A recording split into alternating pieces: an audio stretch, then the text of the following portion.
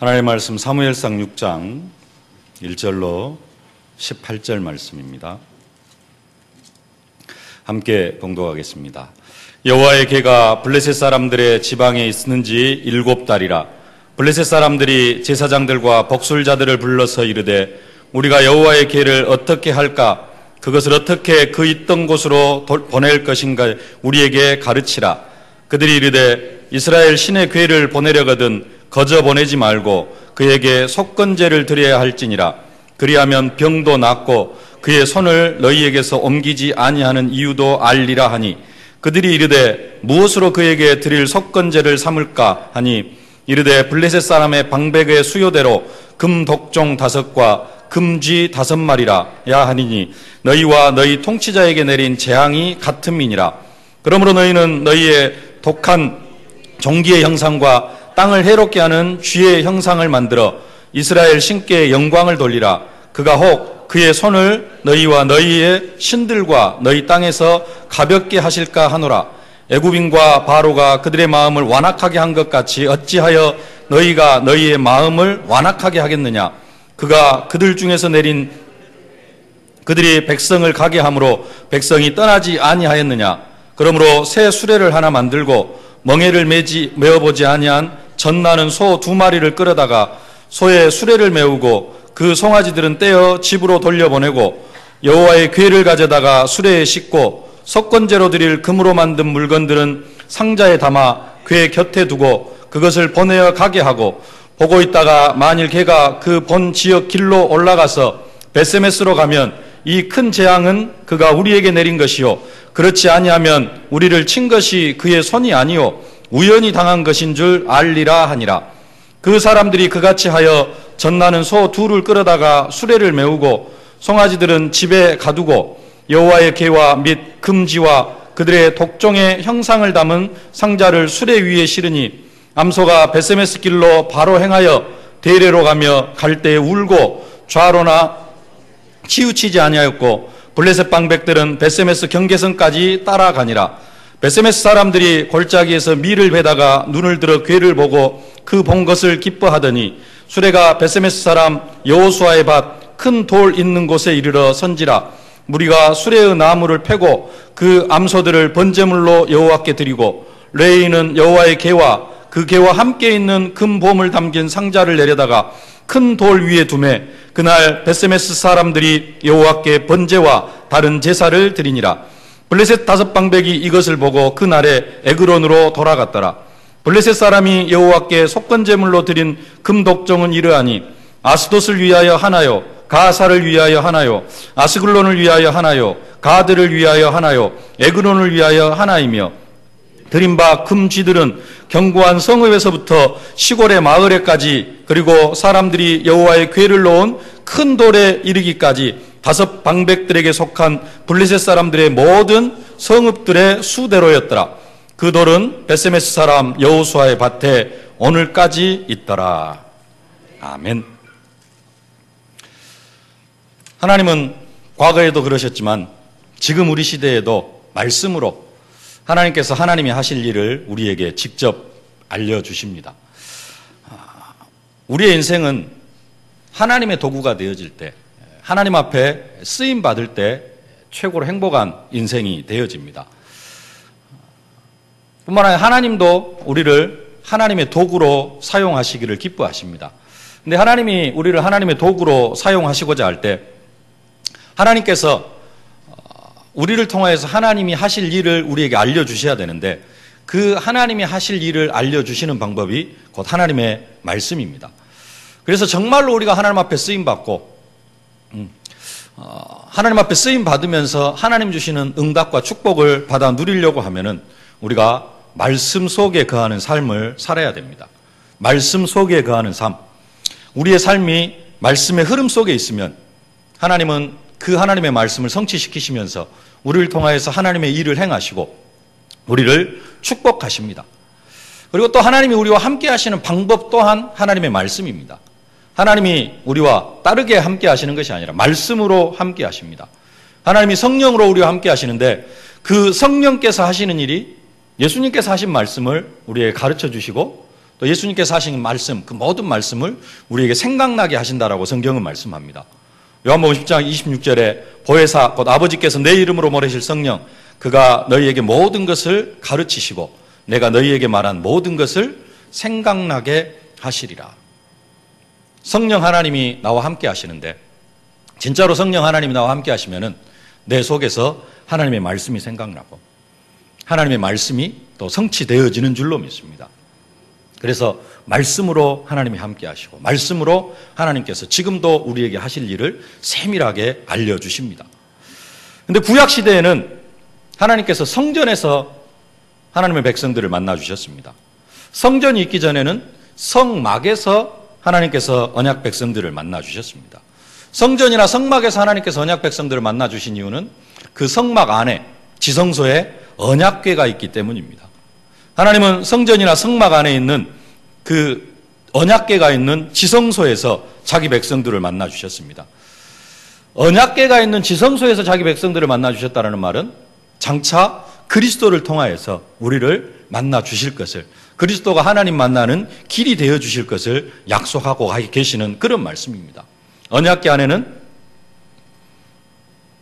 모세가 하나님으로부터 받은 십계명이 쓰여진 두 돌판이 기록이 되어져 있고요. 아론의 쌍난 지팡이, 메마른 지팡이에서 싹이 나고 열매가 맺는, 그래서 예수님의 부활을 상징하고요. 이스라엘 백성들이 광야 40년 동안 광야에서 먹었던 만나가 든 항아리, 생명의 떡 대신 예수 그리스도, 전체가 다 그리스도를 의미합니다. 그리스도를 통하여서 하나님께서 자기 백성을 만나 주실 것을 예표하면서 하나님은 구약시대에 언약궤가 있는 지성소 안에서 자기 백성들을 만나 주셨습니다. 이 언약궤 안에 들어있는 특별히 돌판, 하나님의 말씀입니다. 요한복음 1장 14절에 말씀합니다. 말씀이 육신이 되어 우리 가운데 거하심에 우리가 그의 영광을 보니 아버지의 독생자의 영광이요 은혜와 진리가 충만하리라. 예수 그리스도는 다른 분이 아니라 말씀이 육신이 되어 우리 가운데 오신 그 분입니다. 그 말씀이 곧 하나님이십니다. 태초에 말씀이 계시니라. 그 말씀이 하나님과 함께 계셨으니 이 말씀은 곧 하나님이시라. 이런 의미로 하나님은 언약궤를 통하여, 언약궤가 있는 지성소를 통하여서 언약 백성들과 함께 하셨고 언약 백성들을 만나 주셨습니다. 말씀으로 함께 하셨고 말씀으로 언약 백성들을 만나 주셨습니다. 그럼에도 불구하고 사람들이 자기의 소견에 오른 대로, 자기 하고 싶은 대로 행하고 살던 시대가 바로 사사시대 말엽입니다. 사사기 21장 25절에 그때 이스라엘에 왕이 없으므로 사람이 각기 자기의 소견에 오른 대로 행하였더라. 사사시대 말엽에 사람들이 자기 소견에 오른 대로 행하였는데요. 오늘 본문이 기록되어져 있는 본문, 이 시대도 사실은 사사시대 말엽입니다. 그리고 이 시대에 지금 제사장, 엘리 제사장이 사무엘상 3장에서 2장에서 죽기는 하는데, 3장에서 죽기는 하는데, 지금 이 시대가 사사시대가 끝난 그런 시대가 아니라 삼손 이전 시대입니다. 삼손 이전 시대. 그리고 또 사사를, 이 엘리 제사장을 사사로 부르셨다, 그렇게 성경이 말씀하고 있습니다. 사무엘상 4장 18절에 보니까 하나님의 교회를 말할 때 엘리가 자기 의자에서 자빠져 문 곁에서 목이 부러져 죽었으니 나이가 많고 비대한 까닭이라. 그가 이스라엘 사사가 된 지 40년이라. 엘리 제사장이 이스라엘 사사가 된 지 40년 만에 이제 언약궤를 빼앗기고 목이 부러져서 죽는데요. 그러면서 이제 어처구니 없는 그러한 일들이 발생하는데, 이 시대가 지금 사사 삼손이 활동하기 이전 시대. 지난주에 사사 삼손이 마지막으로 기도했죠. 이번만 나로 강하게 하소서. 그러면서 블레셋 방백들, 엄청난 블레셋 방백들을 다 죽이고 함께 이렇게 죽는 그러한 모습을 봤는데, 그 사사 삼손이 활동하기 이전 시대, 그 시대에 지금 일어난 일입니다. 계속해서 지금 블레셋과 이스라엘과의 전쟁이 지속이 되어집니다. 블레셋과 이스라엘 완전히 천적 관계에 있습니다. 계속해서 전쟁이 일어나고, 하여간에 언제 끝낸다 이런 전쟁, 시작도 끝도 없는 그런 전쟁들이 지금 계속되어지고 있는 그런 상황입니다. 그런데 마지막 전쟁, 바로 앞 전쟁에서 블레셋의 엄청난 공격에 의해서 이스라엘 군사 4,000명가량이 죽임을 당하고 완전히 패해가지고 돌아옵니다. 이스라엘 백성들이 전쟁에서 완전히 패하니까 새로운 작전을 하나 구상을 합니다. 그 작전의 구상이 뭐냐? 언약궤를 우리가 들고 나가서 전쟁을 하자라는 그러한 작전이었습니다. 이스라엘 백성들이 언약궤에 대해서 오해를 하긴 했지만 그래도 언약궤에 대해서는 조금 알고 있었습니다. 과거에 언약궤를 맨 제사장의 발이 요단에 들어설 때 요단강 위로부터 흐르는 강물이 멈추고 이스라엘 백성들이 마른 땅으로 요단을 건넜습니다.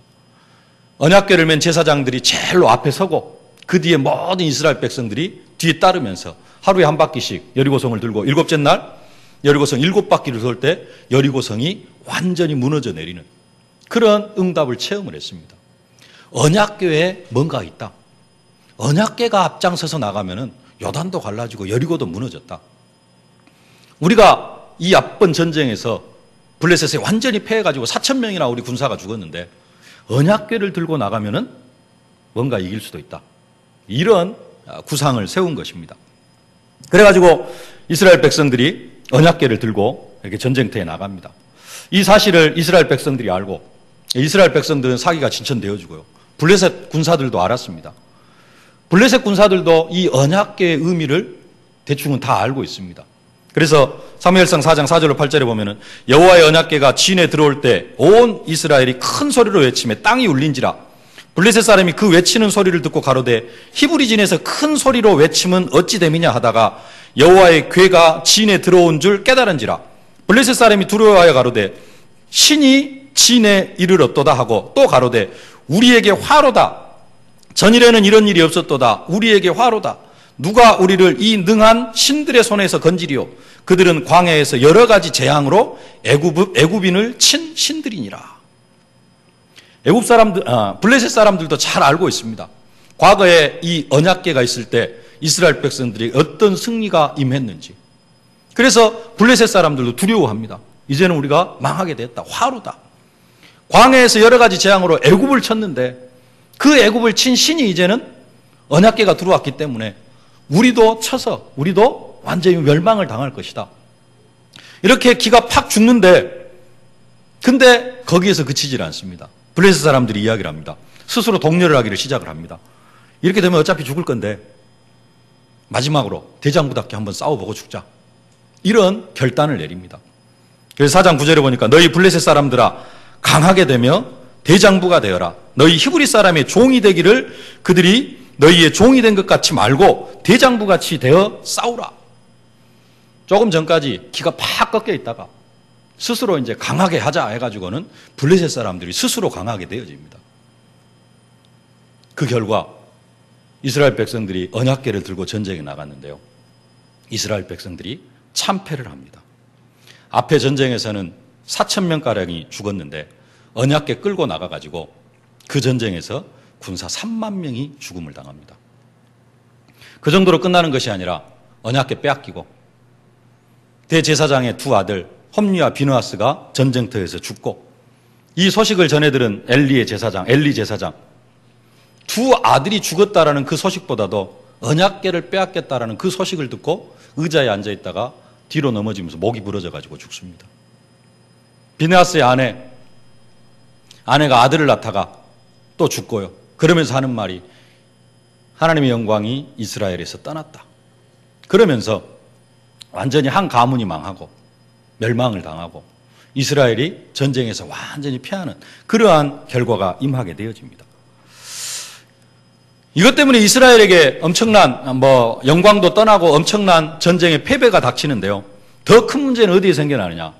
이제 블레셋, 언약궤를 빼앗아간 블레셋에서 일어나기를 시작을 합니다.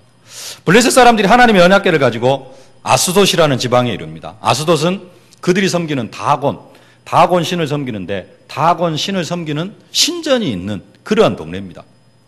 블레셋 사람들은 하나님의 언약궤를 전리품으로 자신들이 섬기고 있는 신전, 다곤 신당, 신전, 신상 곁에다가 이 언약궤를 딱 가져다 두었습니다. 근데 이상한 일이 일어나기를 시작을 합니다. 다음날 아침에 일어났더니 다곤 신상이 하나님의 언약궤 앞에 엎드려 가지고 그 얼굴이 땅에 닿아 있었습니다.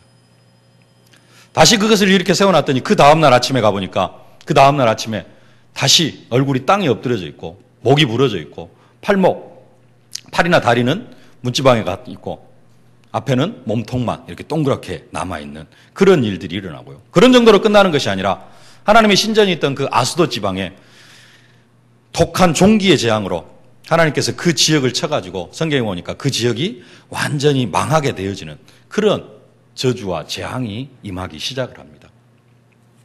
아수도 지방 사람들에게 그 독한 종기의 재앙이 임하니까 그 아수도 지방 사람들이 우리를 이곳에 죽이려고 하느냐, 빨리 저 궤를 다른 곳으로 옮겨라. 그래가지고 블레셋 사람들이 다시 그 언약궤를 가드 지방으로 옮깁니다. 가드 지방으로 옮기니까 또 가드 지방에 독한 종기의 재앙이 임하기를 시작을 합니다. 그래서 이번에는 다른 동네 에그론 지방으로 옮겨갑니다.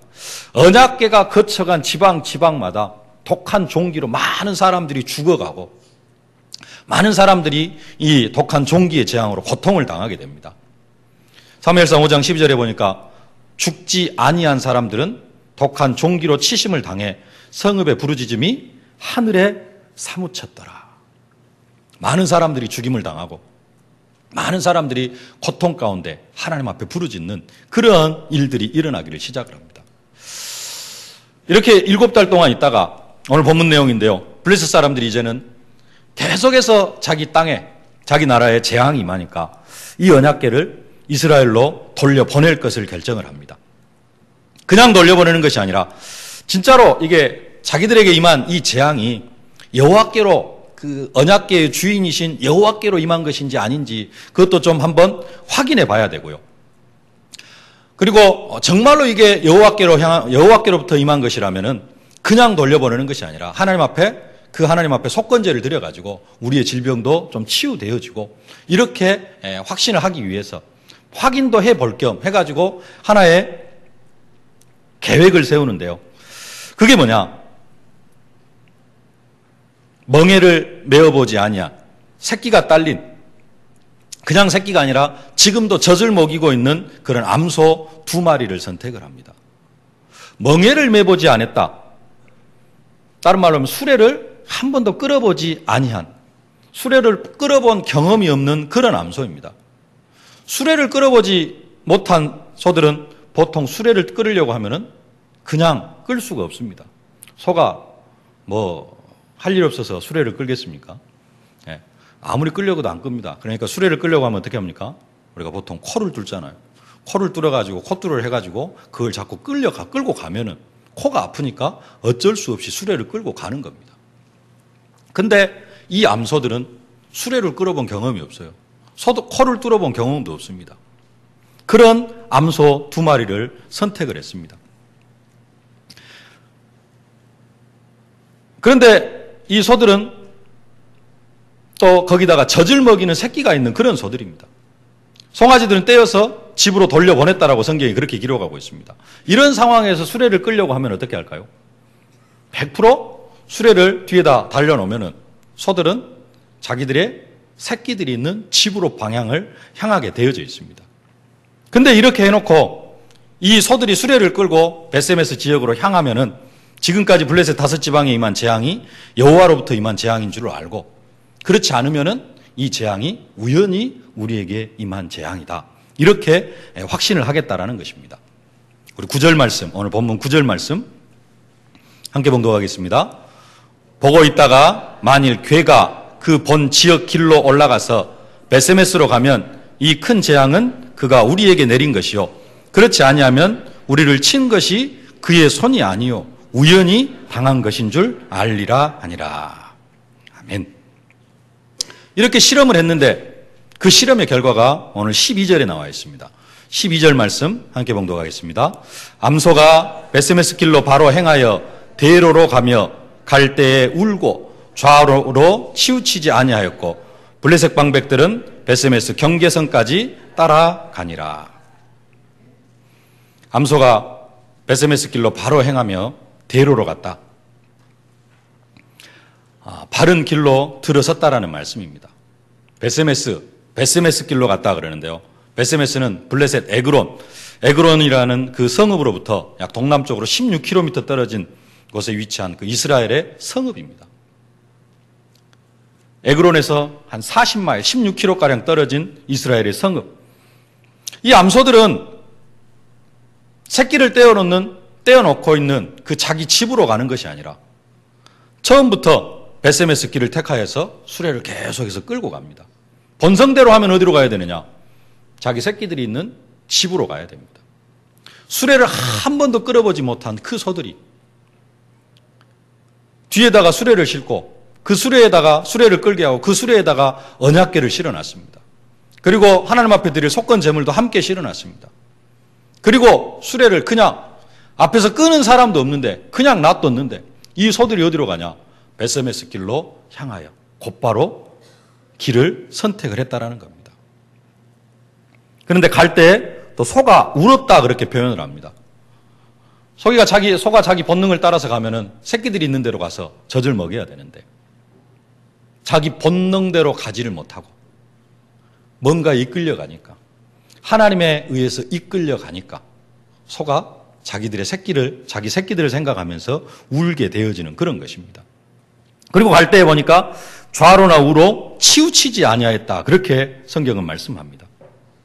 소를 코를 뚫어가지고 사람이 끌고 가더라도 수레가 반드시 가는 것은 조금 힘듭니다. 근데 코도 뚫지 않고 앞에서 사람이 끌어주는 사람도 없는데 이 소들이 수레를 끌고 가는데 좌로나 우로나 전혀 치우침이 없이 끝까지 베세메스까지 그대로 이렇게 들어갔다고 성경이 말씀하고 있습니다. 완전히 기적과도 같은 그런 일입니다. 40리길을 수레를 끌고 가는데 처음에 방향을 잡는 것부터 시작해가지고 베세메스 경계선까지 가는데 처음뿐만 아니라 끝까지 가는 과정 모든 것이 완벽했음을 보여주고 있는 그런 말씀입니다. 어떻게 이런 일이 있을 수 있느냐? 하나님께서 그 암소를 완전히 이끄셨기 때문인 줄로 믿습니다. 하나님께서는 지금까지 블레셋에 재앙을 내리셨습니다. 블레셋 사람들이 이것이 여호와께로부터 임한 재앙이냐 아니면은 우리에게 우연히 임한 재앙이냐, 여호와께 임한 것 같기는 한데 여호와께로부터 임한 것 같기는 한데 아닐 수도 있다. 그래서 시험하는 게 뭐냐면은 언약궤를 돌려보내면서 이것이 베세메스 길로 정확히 가면은 이것이 여호와께서 우리에게 내린 재앙이다라고 확신을 하겠다라는 겁니다. 그래서 하나님께서는 그 블레셋 사람들을 위하여서 정확하게 암소를 베세메스 길로 인도하신 것입니다. 하나님 살아계심을, 하나님이 이 세상의 만왕의 왕이심을, 이 세상의 통치자이심을 확실하게 선포하기 위해서 하나님은 그 암소를, 언약궤를 실은 수레를 끄는 그 암소를 베세메스 길로 완벽하게 인도하셨다는 것입니다. 이것으로 블레셋 사람들은 자기들에게 임한 재앙이 100% 하나님으로부터 임한 것으로 결론을 내리게 되어집니다. 이 실험의 결과를 파악하기 위해서 5 성읍의 성주들이 친히 소들의 뒤를 따라서 베세메스 경계선까지 왔고요. 그 소들과 자신들이 보낸 속건 제물들이 여호와께 바쳐지는 것을 확인하고 자기들의 집으로 돌아갔습니다. 우리가 여기서 몇 가지 붙잡아야 될 언약이 있습니다. 첫 번째 언약입니다. 우리가 말씀 안에 있으면은 하나님은 오늘의 삶을 세밀하게 인도하신다라는 사실입니다. 언약궤가 실려진 수레를 끄는 그 암소를 하나님께서는 완벽하게 인도하셨습니다. 언약궤가 실려진 수레, 그 수레를 끄는 암소, 그걸 통하여서 하나님은 하나님 살아계심을 나타내기 위하여서 암소를 정확하게 베세메스 길로 좌로나 우로나 치우치지 않게 완벽하게 인도하셨습니다. 우리가 하나님의 말씀을 붙잡고 있으면, 내 속에 하나님의 말씀이 있으면, 우리가 하나님의 말씀의 흐름 속에 있으면 하나님은 그 말씀을 성취시키시기 위하여서 우리의 삶을 세밀하게 이끄시고 인도하여 주실 줄로 믿습니다. 암소는 언약궤가 뭔지도 모릅니다. 근데 그냥 언약궤가 실려있는 그 수레를 끌고 있다라는 것 하나만으로 하나님은 그 암소를 정확하게 베세메스까지 인도하셨습니다. 우리는 하나님의 말씀이 무엇인지 잘 알고 있습니다. 하나님의 말씀이 곧 하나님 자신이십니다. 말씀이 육신이 되어 우리 가운데 거하신 분이 독생자 예수 그리스도십니다. 우리가 그 말씀 안에 있으면은 하나님은 우리의 삶을 세밀하게 인도하실 줄로 믿습니다. 우리의 삶을 통해서 하나님의 계획을 완벽하게 성취시켜 가실 줄로 믿습니다. 2015년도 우리 기도 제목 중에 하나가 내 삶의 근본이 그리스도 복음이 되어져 생수의 강이 흘러나는 제자로 이기고 또 이기는 응답을 받는 것. 이게 우리의 기도 제목인데요. 내 속에 복음의 흐름, 내 속에 말씀의 흐름, 말씀의 흐름이 있으면 하나님이 우리의 삶을 인도하실 줄로 믿습니다. 암소의 본능은 뭡니까? 오늘 본문의 암소의 본능은 새끼에게 젖을 먹이는 겁니다. 근데 새끼에게 젖을 먹이지 못하고 하나님에 이끌려가지고 베세메스로 갑니다. 그래서 암소는 웁니다. 눈물을 흘려요. 울며 베세메스로 수레를 끌고 갑니다. 우리도 하나님의 말씀을 따라가다가 보면은 울 일들이 있어요. 왜 그러느냐? 내가 너무 육신적인 것에 매여 있으면 하나님 나라를 위하여서 살아가는 것이 아니라 내 속에 하나님의 말씀이 있는데 근데 내 체질은 너무 과거에 매여 있고 세상적인 것에 매여 있고 육신적인 것에 매여 있으면 우리는 때로 가끔 눈물을 흘릴 때도 있습니다. 왜냐? 이것을 버려야 되니까요. 하나님 나라의 축복을 향하여서 우리가 나아가야 되기 때문에 때로는 눈물을 흘릴 수도 있습니다. 과거에 좋아했던 것, 세상적인 것들을 버리려고 하니까 이것이 나에게 고통으로 다가올 수도 있습니다. 그러나 우리 안에 하나님의 말씀이 있으면 하나님은 우리의 삶을 완벽하게 인도하시면서 그 과거에 우리 속에 각인되어져 있고 뿌리 내려져 있고 체질화되어져 있던 그 육신적인 것들, 세상적인 것들을 바꿔가면서 이것을 하나님께서 바꾸시다가 보니까 우리에게 조금은 고통스럽게 생각이 되어질 수도 있고 조금 어려움처럼 느껴질 수도 있지만은 그러한 과정들을 통하여서 하나님은 우리를 하나님이 기뻐하시는 제자로, 전도자로 우리를 세워 가실 줄로 믿습니다. 우리가 조금은 고통에 눈물을 흘릴 수도 있지만 그 길은 진짜 고통스러운 길이 아니라 하나님의 축복 속으로 들어가는 응답의 길이 되어져야 될 줄로 믿습니다. 육신의 것을 버려야 되기 때문에 과거에 좋아했던 것을 버려야 되기 때문에 눈물 아닌 눈물을 흘릴 수도 있지만 우리가 하나님의 이끌림을 받는다면 우리는 천국의 축복을 누리게 되어질 줄로 믿습니다. 우리 속에 생수의 강이 흘러나고 정말로 2015년도 영적으로 육신적으로 인간관계 사명으로 이기고 또 이기는 응답과 축복을 누리게 되어질 줄로 믿습니다. 고통의 눈물이 나중에는 기쁨의 눈물, 행복의 눈물, 영광의 눈물로 바뀌게 되어질 줄로 믿습니다. 우리가 정말로 말씀 속에 있으면 하나님은 우리의 삶을 완전히 이끌어 주실 줄로 믿습니다. 이 확신 가지실 수 있기를 주님의 이름으로 축복합니다. 두 번째로 우리가 말씀 안에 있으면 모든 흑암의 세력이 완전하게 결박되어집니다. 언약궤가 블레셋 진영으로 들어갔을 때 언약궤가 가는 모든 블레셋 지역에는 재앙이 임합니다. 재앙의 연속이었습니다.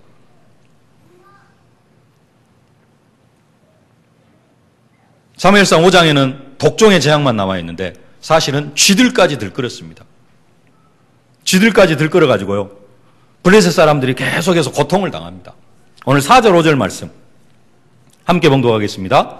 그들이 이르되 무엇으로 그들에게 드릴 속건제를 삼을까 하니 이르되 블레셋 사람의 방백에 수여되어 금 독종 5과 금쥐 5마리라 하리니 너희와 너희 통치자들에게 내린 재앙이 같음이니라. 그러므로 너희는 너희의 독한 종기의 형상과 땅을 해롭게 하는 쥐의 형상을 만들어 이스라엘 신께 영광을 돌리라. 그가 혹 그의 손을 너희와 너희의 신들과 너희 땅에서 가볍게 하실까 하노라. 아멘. 블레셋 지방에 독한 종기의 재앙 때문에 많은 사람들이 고통을 당하고 죽임을 당했습니다. 그래서 그 독한 종기의 형상 금으로 만들고 또 많은 지역에 쥐들이 들끓어가지고 블레셋 사람들을 힘들게 했는데 그 쥐의 형상 5마리를 만들어. 왜 5마리냐? 5지방에 이 일이 임했습니다. 17절에 보니까 블레셋 사람들이 여호와께 속건제물로 드릴 금 독종은 이러하니 아스돗을 위하여 하나요, 가사를 위하여 하나요, 야스글론을 위하여 하나요, 가드를 위하여 하나요, 에글론을 위하여 하나이며 5지역에 재앙이 임했습니다. 그래서 5개를 만들었습니다. 이 5지역에 임한 재앙들을 보면은요, 5장 6절에 보면은 여호와의 손이 아스돗 사람에게 엄중히 더하사 독한 종기의 재앙으로 쳤다 이렇게 말씀하시는데 그 다음에 가드로 넘어가니까 가드 지역으로 언약궤가 넘어가니까 여호와의 손이 심히 큰 환난을 그 성읍에 더했다 이렇게 말씀하고 있고요. 5장 11절에 보니까 그 온 성읍은 사망의 환난을 당했다 이렇게 성경이 말씀을 하고 있습니다. 계속해서 가면 갈수록 더 심한 저주와 재앙이 블레셋 지방에 임하게 되어집니다. 그래서 그들의 부르짖음이 하늘에 사무쳤다 그렇게 성경이 말씀하고 있습니다. 언약궤가 들어가는 그 블레셋 지방은 완전히 초토화가 되어버립니다.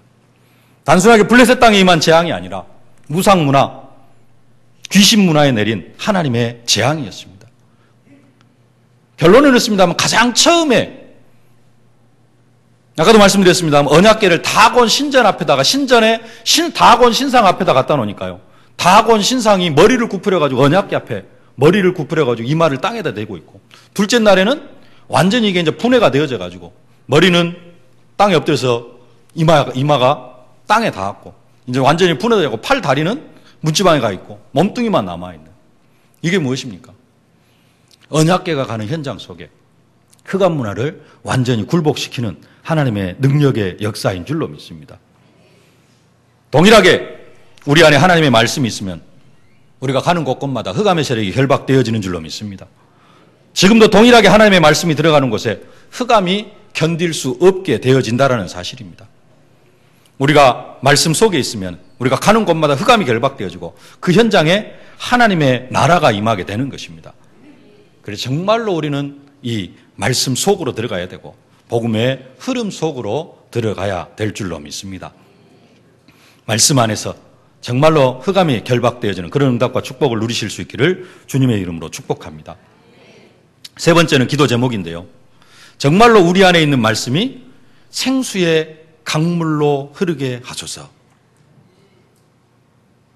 우리 안에 있는 말씀이 생수의 강물로 흐르게 하소서. 이게 우리의 기도 제목이 되어져야 됩니다.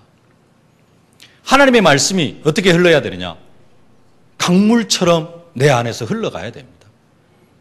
강물처럼 흘러가지고 이 말씀이 내가 말씀을 흐름을 억어하는 것이 아니라 이 말씀 속에 이 말씀의 흐름 속에 완전히 잠겨버려야 됩니다. 그렇지 않고 내가 이 말씀을 거스러 가려고 하고 그러면 어떤 일이 일어나느냐? 좀 안 좋은 일들이 일어납니다.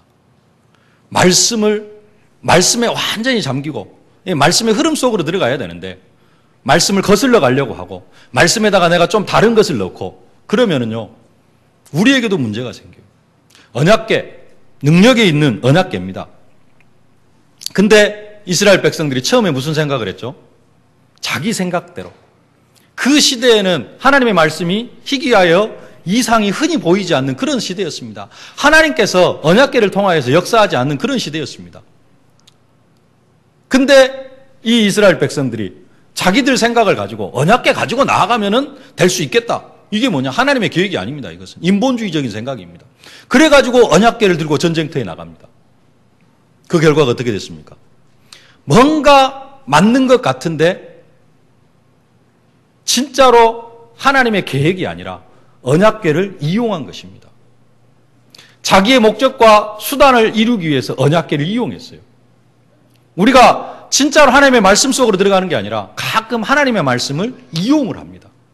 그리고 하나님의 능력을 이용을 해요. 뭘 하기 위해서? 내 목적과 내 계획을 이루기 위해서. 그러면 결국 실패합니다. 우리는 어떻게 돼야 되냐? 완전히 하나님의 말씀 속에 잠겨야 됩니다. 성전 문지방에 흘러나온 물이 계속 측량하니까 헤엄할 물이 되어진 것처럼 강물을 이루어야 됩니다. 그 속으로 완전히 잠겨야 됩니다. 그렇지 아니하고 내가 이 말씀을 인용을 해가지고 내 어떤 목적을 이루기 위한 도구가 되어진다면은 이스라엘 백성들이 언약궤를 가지고 전장에 나아갔지만 결국 실패하고 언약궤 뺏기고 4만 명이나 죽고 말씀에서 뭘 버려야 되느냐? 인본주의 완전히 버려야 될 줄로 믿습니다. 말씀을 가지고 율법주의 다 버려야 될 줄로 믿습니다. 그러게 되어질 때 내가 완전히 말씀의 흐름 속에 잠겨질 때 정말로 말씀을 통하여서 이기고 또 이기는 응답, 축복 누리게 되어질 줄로 믿습니다. 먼 후의 이야기입니다마는 사울이 왕이 되었다가 폐위가 되어지고 다윗이 왕이 되어졌다가 이제는 온 이스라엘의 왕으로 세워지고 나라를 평정하고 나중에 다윗이 자기 성을 쌓습니다. 그리고는 자기 성을 쌓아놓고 성전을 짓기 전에 내가 이 좋은 성에 다윗성에 거하는데 여호와의 궤가 저기 그곳에 있는 것이 좋지 않다. 그래가지고 자기 성으로 옮겨오려고 합니다. 3만 명이라는 숫자를 모아가지고 언약궤를 옮겨옵니다. 옮겨오는데요. 언약궤를 실은 수레가 나곤의 타작마당에 이르렀을 때 소들이 뛰기를 시작을 합니다. 수레를 끌고 온 소가 갑자기 날뛰기를 시작을 해요. 뛰니까 언약궤가 수레에서 떨어지려고 하잖아요.